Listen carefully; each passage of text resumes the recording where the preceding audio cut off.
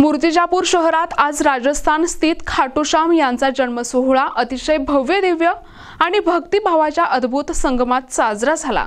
जुनी वस्ती विठ्ठल रुक्मिणी मंदिरातून मुख्य निशाण यात्रेची पूजा अर्चना करून निघालेल्या श्याम निशाण यात्रेचे शहरात जागोजागी मोठ्या उत्साहात स्वागत करण्यात आले। श्री विठ्ठल रुक्मिणी मंदिरात प्रथम खाटू श्याम बाबांचे आमदार हरीश पिंपळे यांच्या हस्ते पूजा आणि महाआरती करून यात्रेला सुरुवात करण्यात आली।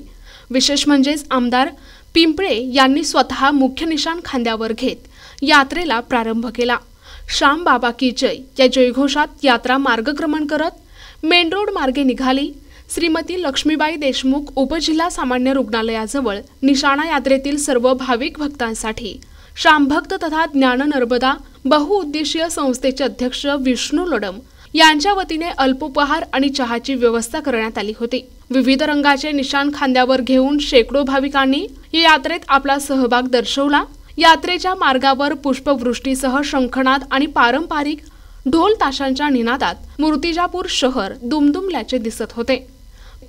प्रतिनिधी अहम रजा, NTV न्यूज मराठी, मूर्तिजापूर, अकोला।